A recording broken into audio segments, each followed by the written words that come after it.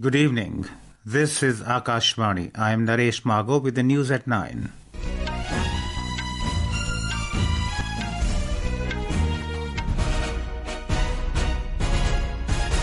The headlines.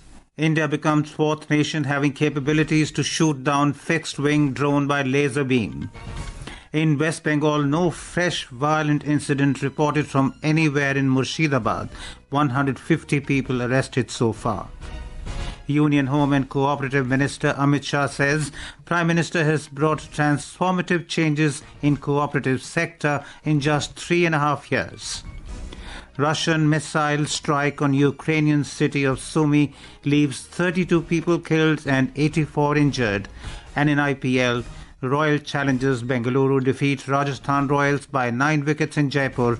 The match between Mumbai Indians and Delhi Capitals underway in Delhi.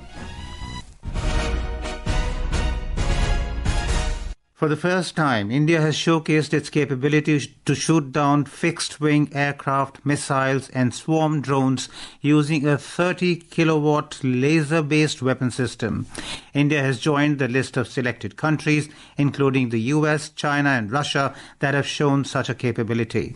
The Center for High Energy Systems and Sciences, CHESS, Hyderabad, a premier center of defense research and development organization DRDO, conducted a successful field demonstration of the land version of vehicle-mounted laser-directed weapon DU Mk2A at Kurnool in Andhra Pradesh today.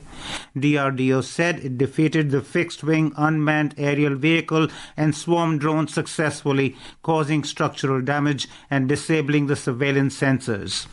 Secretary, Department of Defense Research and Development and Chairman DRDO, Dr. Sameer V. Kamath said this is just the beginning of the journey. He expressed confidence that the synergy that this lab has achieved with other DRDO labs, industry and academia will take it to the next destination soon. This is one of the technologies, but we are also working on other high-energy systems like high-energy microwaves, electromagnetic pulse. So we are working on several technologies which will give us the Star Wars capability. So there are several projects which are now reaching its maturity. Over the next 6 months to 1 year, you will see several of our systems getting inducted. In West Bengal, 12 more people were arrested in connection with the violent protests over the Waqf Amendment Act 2025, taking the total number of arrests so far to 150. No new incident of violence has been reported from anywhere in Murshidabad district today, with security forces keeping a close vigil. The situation in Soti, Dhulian, Shamsherganj and Jangipur areas of the district is peaceful. Hundreds of people affected by the violence in West Bengal's Murshidabad district have crossed the Bhagirathi River and taken shelter in adjoining Malda. Local administration has arranged for accommodation and food for the fleeing violence-hit families and gave them shelter in schools, while deploying volunteers at the river bank to assist those arriving in boats. The decision to deploy the BSF was taken after the Calcutta High Court ordered immediate intervention by central forces. The court decision has been welcomed by the West Bengal Governor, Dr. C.V. Ananda Bose. He shared his concerns over the deteriorating law and order situation in the state with the centre. BJP MP Jyotirmay Singh Mahato has written to Union Home Minister Amit Shah demanding the imposition of AFSPA in Murshidabad and 3 other districts amid the violence triggered due to anti-Waqf protests. मैं आज माननीय गृह मंत्री जी को पत्र लिखा हूं कि armed force special power act 1958 के आधार पर पश्चिम बंगाल में 4 जिला मुर्शिदाबाद, मालदा, नदिया और साउथ 24 परगना में फोर्स यहाँ तैनात कीजिए। मैं रिक्वेस्ट भेजा हूँ। इस 4 जिले में विशेष रूप से थोड़ा बहुत बाकी जिलों में है, यहाँ आतंक फैलाने का प्रयास किया जा रहा है। TMC MLA Humayun Kabir has condemned violence in Murshidabad, saying all have the right to live peacefully.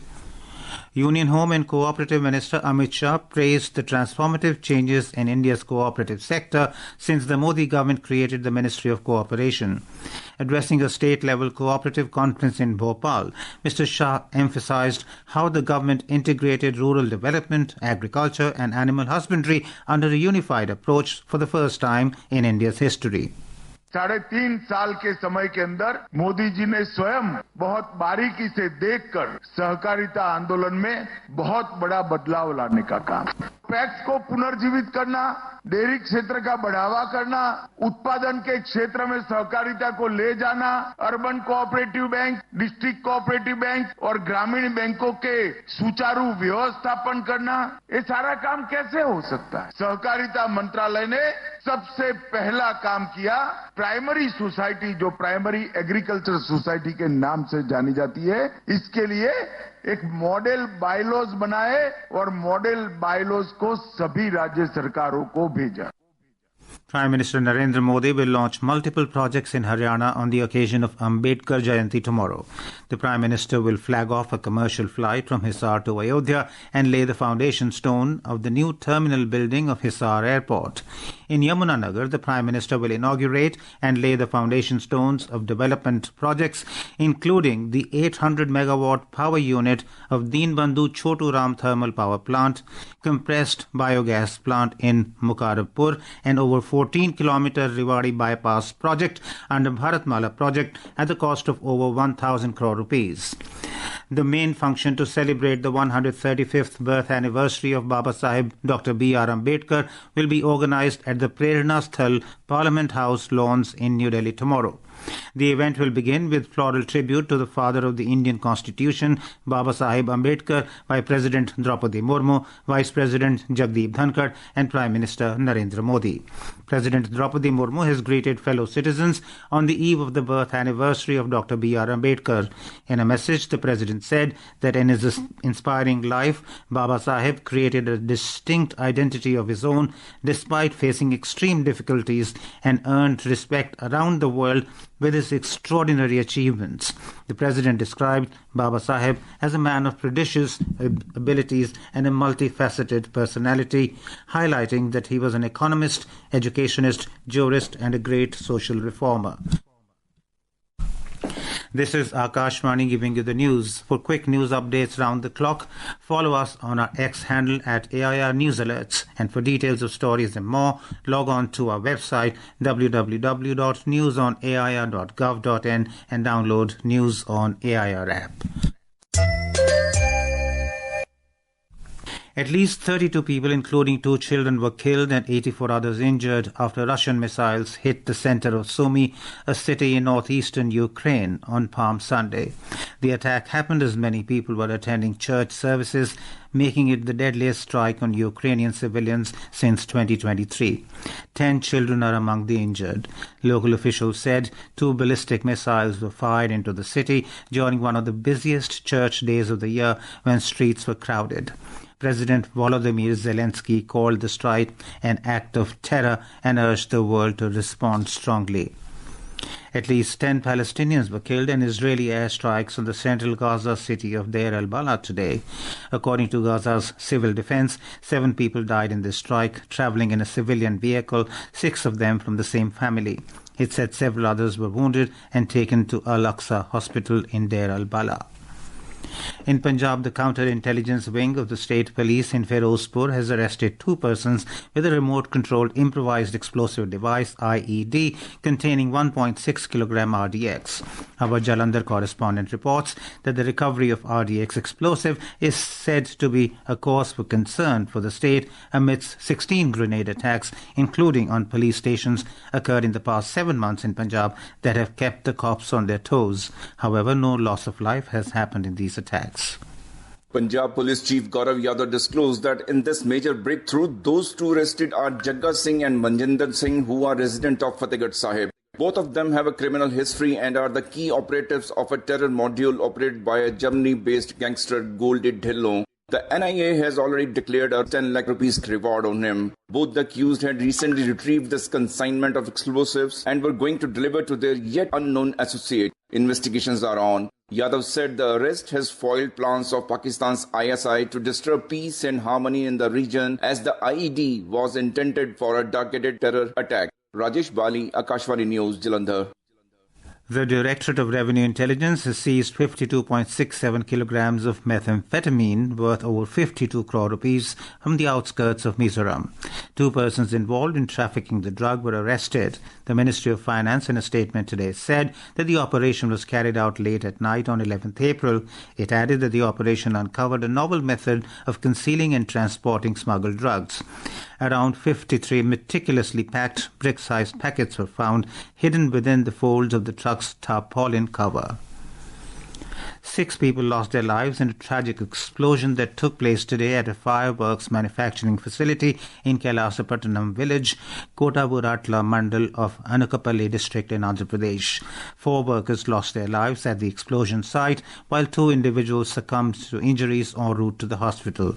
7 others who sustained serious injuries are being treated at a nearby hospital. The victims have been identified as residents of Samarala Kota of Kakinada district of Andhra Pradesh.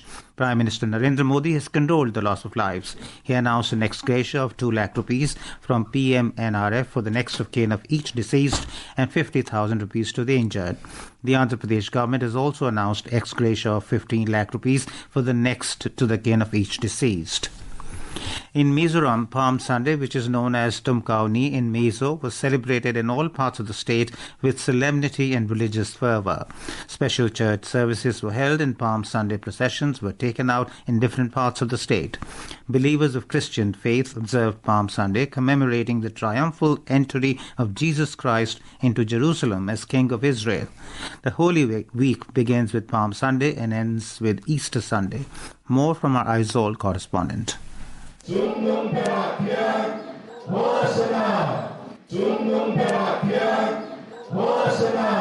Signifying the importance of Palm Sunday, a large number of believers took out a procession on the roads across the state chanting Hosanna. The Palm Sunday procession were held at the early hour of the day with people holding palm leaves, signifying the spirit of the Christian faith. Palm Sunday services were held in churches in all parts of Mizoram.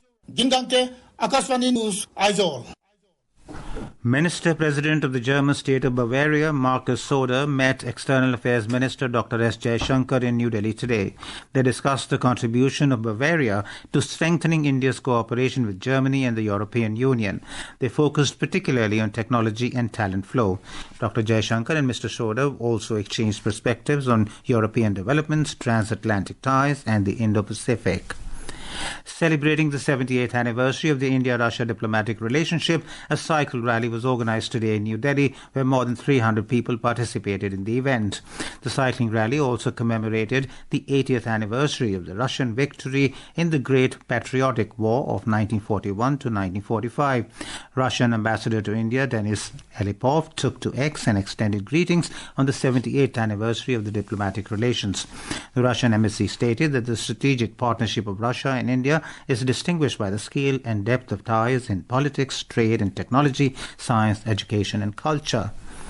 In our bilingual live phone-in program Public Speak tomorrow at 9:30 p.m, we will bring an insightful discussion on staying safe during heat waves with Dr. R.K. Janamani, scientist, India Meteorological Department, and Dr. Anupam Prakash, Professor, Department of Medicine, Lady Hardinge Medical College. During the program, listeners will have the opportunity to ask our experts questions regarding the reasons and impacts of heat waves and the precautionary measures to remain safe.